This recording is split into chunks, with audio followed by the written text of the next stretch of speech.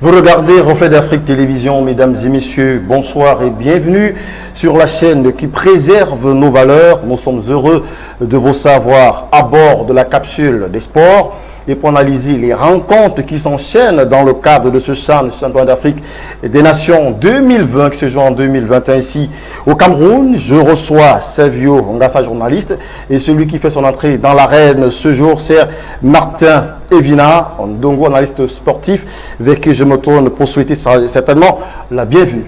Bienvenue, monsieur Martin. Merci. Comment vous allez? Assez bien. Heureuse année 2021.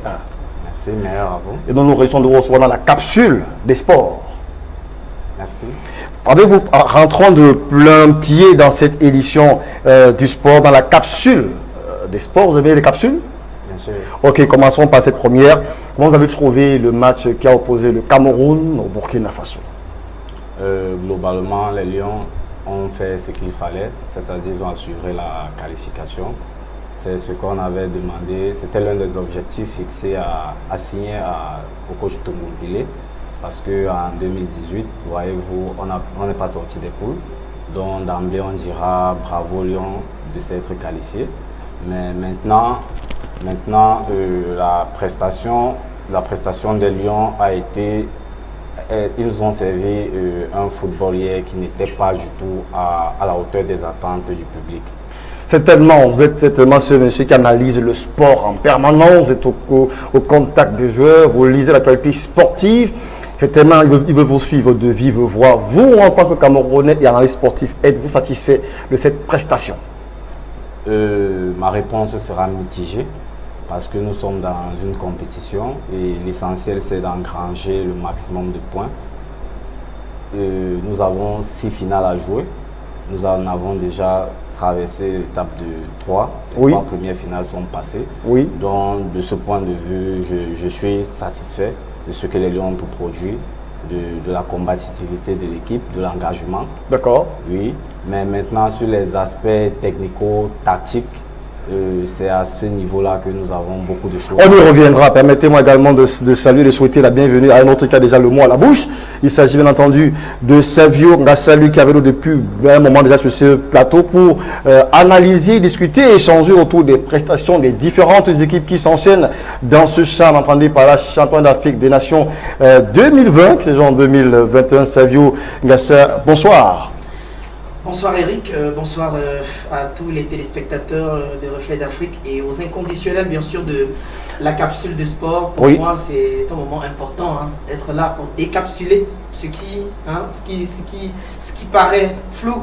Vous l'avez bien dit, vous l'avez très bien dit. On va décapsuler tout ensemble et vous jetons le regard de plein fouet. Comment vous jugez la prestation du Cameroun face au Burkina Faso?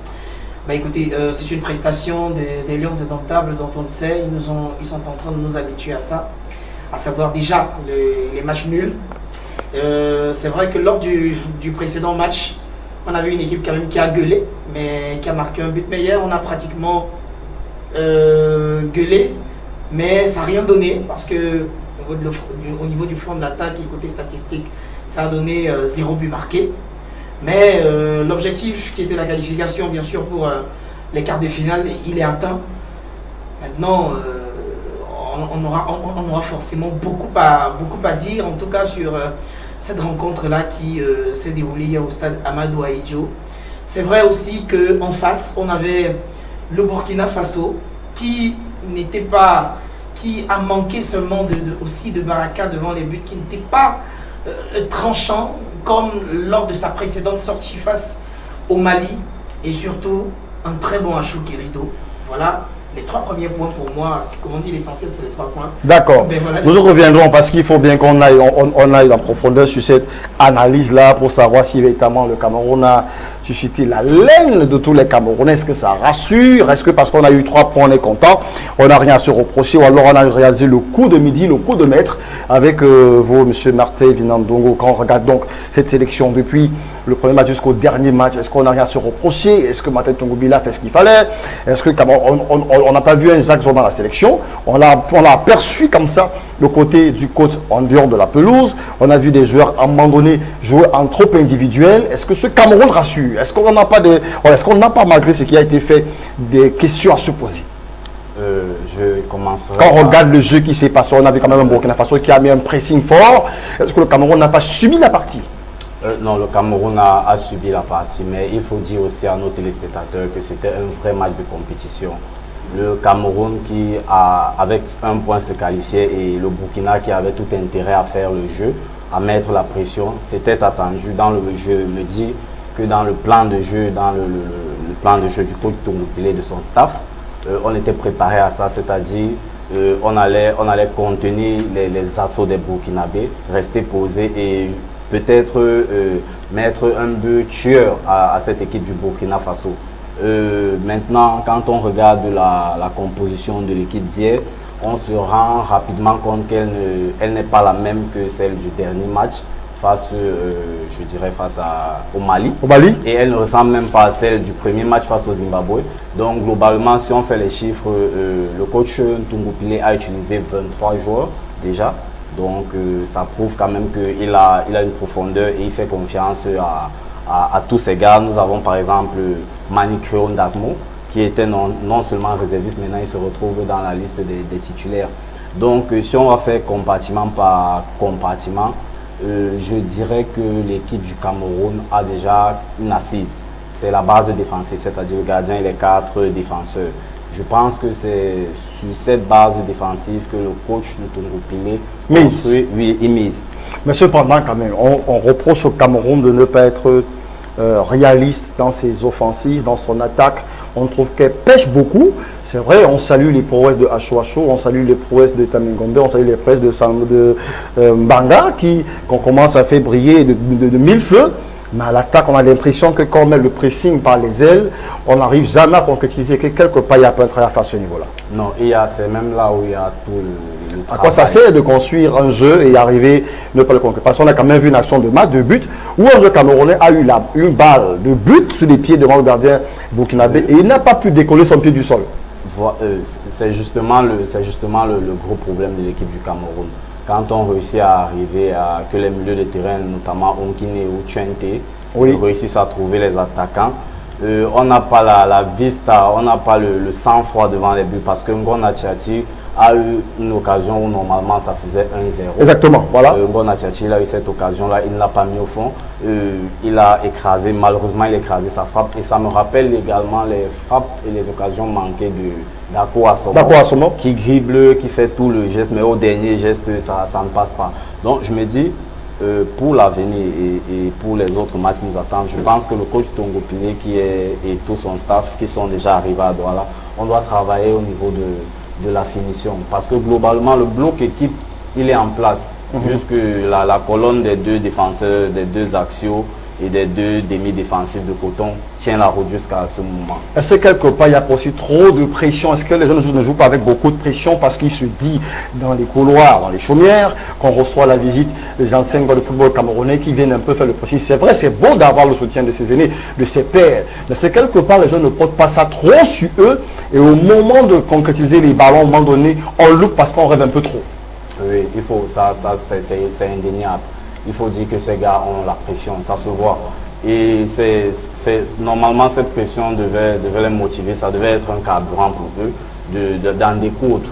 Mais j'ai comme l'impression que le discours de ces aînés-là ne porte que pour les défenseurs et pour les attaquants. On voit, ils travaillent énormément et au moment d'être lucides, au moment où on les attend le plus, c'est là où ils ne sont pas du tout lucides, ils perdent complètement. Parce qu'on constate exactement qu'il y a beaucoup d'actions individuelles. Quand on regarde le Cameroun jouer, on parle d'un sport collectif, mais il y a beaucoup d'actions individuelles qui se prennent. Ça se pose la question de savoir si on comprend même l'enjeu de la partie. Est-ce qu'il ne faudrait pas construire ensemble pour à la fin dénicher cette oison d'or qui est rare? On a des gars qui donnent des coups de pied arrêtés seuls. Est-ce que quelque part, ce n'est pas cette pression qui se traduit au point de louper?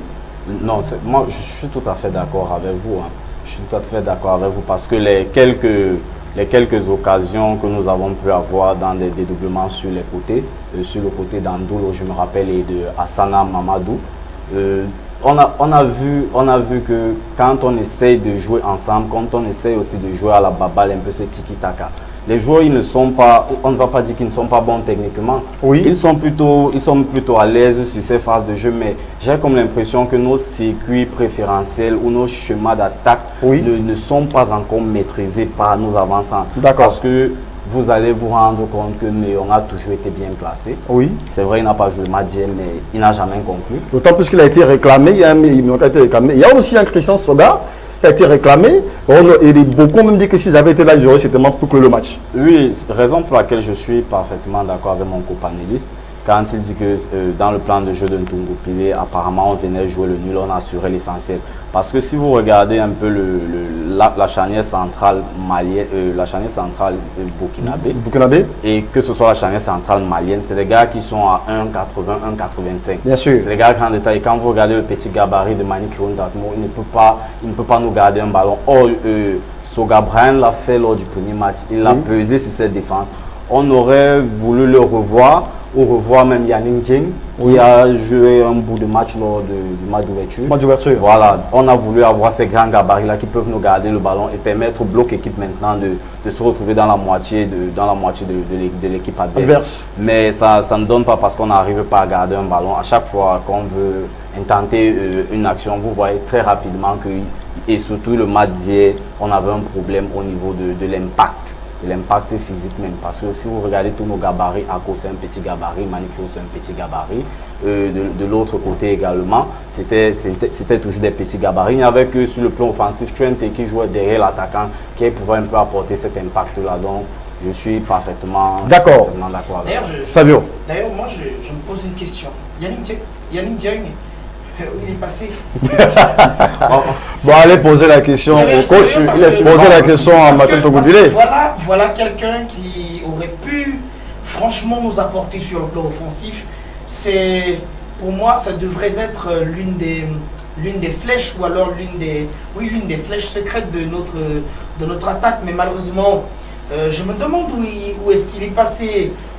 Yannick Dieng, on connaît ça. Martel de dit quand même que le coach a essayé déjà 23 joueurs. On sous-entend que Ntungupile veut essayer tout son collectif pour certainement, après avoir traversé la période de cas, avoir l'équipe type pour discuter certainement la finale, pourquoi pas les demi-finales, parce qu'il est question d'avoir un bloc compact. C'est ça qu'il est question, n'est-ce pas, Martin? Tout à fait. C'est un commando qu'on a là. C'est pas une équipe qui va venir jouer à la baballe.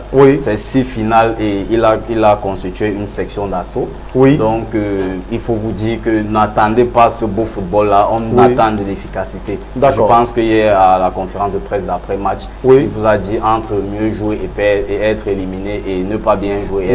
Bon, du moins, Savio. On a quand même besoin aussi du beau du football. Parce que le football, c'est aussi la fête, c'est aussi le beau, c'est aussi la technicité. Donc on veut gagner, c'est vrai, mais on veut aussi le spectacle quand même. Et le spectacle, c'est le but. Donc moi je dis, quand on marque un but, on crie. Il y a un confrère qui a posé la question à Martin Ntungupile. Est-ce que vous êtes toujours à la recherche du meilleur attaquant du Cameroun? Qu'est-ce qu'il dit? Il a dit on essaye. On est à la 3e journée, on est toujours en train d'essayer. Quand est-ce qu'on va quand est-ce qu'on va faire ce qui doit être? Si on est toujours en train d'essayer, mais là, je dois quand même dire que dans ce CHAN, le fait d'utiliser les 23 joueurs, on n'a pas le choix. On sait ce qui se passe. On joue le CHAN dans une période covidique. C'est comme avec le Togo, les éperviers du Togo, lorsqu'on a posé la question à Jean-Pierre Abalo, qui est l'entraîneur bien sûr des éperviers du Togo, il a dit tout simplement, avec le CHAN, avec la pandémie qui existe en ce moment, on est obligé, tout le monde est obligé, on est obligé de composer avec tout le monde. Donc tous les 23 sont utiles. Donc ça ne me surprend pas lorsque Ntungupile me dit, tiens, ça ne me surprend pas lorsqu'on Ntungupile est en train d'essayer. Sauf qu'en essayant, côté offensif, on ne voit rien. On ne voit rien. Et la preuve qu'on ne voit rien, c'est que la solution vient toujours de derrière. Mbanga est l'unique buteur, le meilleur buteur de l'équipe du Cameroun en ce moment. Et se trouve être le joueur le mieux en forme dans cette chaîne. Bien sûr. Et non, arrêtons-nous à ça. Il est le meilleur buteur du Cameroun actuellement. C'est grave. C'est grave parce qu'il n'y a pas de solution offensive. Mais je me demande, je me pose une question. On a des attaquants dans ce championnat de Ligue 1 au Cameroun. Et alors, je me demande où ils sont passés. Est-ce que le choix, est-ce que le casting n'a pas été bon au niveau des solutions offensives? Parce que, quand même, je vais prendre des exemples. On a laissé des garçons sur le plan offensif, par exemple, comme Aruna Dan, qui pourrait peut-être nous apporter, mais qui n'est pas allé au CHAN. On en a plein. Mais ceux qu'on nous présente comme les meilleurs, ne sont pas. Il y a eu 3 rencontres contre le Mali, d'abord contre le Zimbabwe, contre le Mali et ensuite le Burkina. Ces garçons ont été mieux devant les buts, au point où la solution est venue de derrière. Ça choque, mais c'est comme ça. La solution vient de derrière. Il se trouve que le Cameroun a un problème. On ne marque pas. On n'a pas de solution offensive jusqu'à présent. Peut-être lors de... Mais est-ce que c'est pas tard de penser à ça parce que nous sommes là dans les quarts de finale? Et comment est-ce qu'on va gérer la suite puisque l'effectif a déjà été sélectionné, on a les 23 qui sont là, on a testé les 23 jours déjà, et comment on compte affronter les cas quand on a déjà le Mali, lui qui a fait sa bonne façon, le Mali a marqué son but d'entrée, il est calé dessus, mais le Cameroun jusqu'ici pêche en attaque. Est-ce que c'est pas tard de penser à ça? Je vais me faire le nom de défendre Jacques Zoua aujourd'hui, sérieux, parce que Jacques Zoua, Jacques Zoua, c'est certes, on connaît ce qu'il traverse en ce moment, mais je pense qu'on aurait pu essayer, pourquoi pas Jacques Zoua, Yannick Dieng, après, bon, sortir tout le best of the best que nous avons. C'est pas le moment d'essayer. Et tout le monde sait qu'on ne joue pas les quarts de finale tous les jours. Et surtout, on est à domicile. Vous savez, la pression de Douala. Lorsqu'on va jouer, forcément, soit la RDC, soit le Niger, en tout cas, un des qualifiés, un de nos adversaires sortira de cette poule-là. On espère que les jours à venir, Wilfried ne viendra pas vous contrecarrer parce que lui, il disait lors des matchs de poule qu'on est en train de s'observer. Et vous me dites là tout de suite que c'est toi de s'observer parce qu'il faut une attaque de hargne, mais où va-t-on la chercher actuellement? Eric, l'observateur. Où va-t-on la chercher? Bon, peut-être la solution, je l'ai dit. Moi, je dis, j'opte pour qu'on titularise les meilleurs ou les vétérans. Dieng, Jacques Zoua. Dieng, Jacques Zoua, oui. Là, je surfe là-dessus. Je surfe là-dessus pour un featuring, un duo Yannick Dieng, Jacques Zoua. Pourquoi pas? Si, je pense pour moi, la solution peut venir au moins là. Parce que c'est des garçons qui traînent quand même, qui savent ce que c'est quand même le niveau international. Et qui, surtout Jacques Zoua, qui est très critiqué, mais je crois, pour moi, il peut être l'homme fort du deuxième tour. D'accord, parlons aussi rapidement de ce match de Mali et le Zimbabwe. Je pense que c'est ça cette question. Le Mali qui a laminé le Zimbabwe tout de suite en entre deux matchs 1-0 et qui a pu ciper sa qualification également. Comment vous avez apprécié ce match-là? Non, le Mali est resté égal à lui-même. Depuis le début de la compétition, c'est une équipe qui impose un rythme soutenu à ses adversaires. On voit des schémas de jeu venus d'ailleurs. On voit une circulation de balles, une justesse technique. Ça joue sur les côtés avec de très bons éléments, de très bonnes individualités. Pour le petit biscuit que je ferai aux téléspectateurs, le Mali, lors de ces 3 rencontres, a toujours été relais du trophée de homme du match. Oui. Donc vous pouvez imaginer que c'est le Mali qui fait toujours le jeu. Hier, c'était Moussa Bello qui a initié l'action de but. Si vous avez vu le match hier. Qui a conclu au but de Demba Diallo. Voilà, oui. Au but de Demba Diallo. Oui. Voilà. Vous verrez que l'action commence au milieu de terrain. Ils font 6 passes, ils se retrouvent dans le grand cadre. Et avec un ballon en retrait. Donc pour moi, c'est une équipe qui ne me surprend pas. C'est une équipe qui est dans sa compétition. Ils sont droits dans leur botte. Ils font vraiment ce qu'il y a lieu de faire. D'accord. Fabio, qui est venu pour gagner. Le Mali est en train de jouer sa compétition. Est-ce que le Mali peut prétendre au titre? Bien sûr. Oui, je dis oui. 7 points, c'est pas donné. Hein. 7 points, sans défaite. Et ils ont marqué. Ça, il faut le préciser. Le premier match, ils ont inscrit des buts. Et je pense que le score était de 2-1, je crois, contre le Zimbabwe. Et ça fait 2 buts. Et puis 1 but contre le Cameroun. Et puis 1 but hier. C'est une équipe qui marque. C'est une équipe qui gagne. Et au marquant, on voit ce que ça donne. Ils ont terminé premier devant le pays organisateur. D'accord. De toute façon, tout à l'heure, on va certainement revenir pour poursuivre cet échange avec Evina Martin Dongo, analyste sportif, et Sergio Ngassa dans le cadre de scruter les WAC de chaque formation.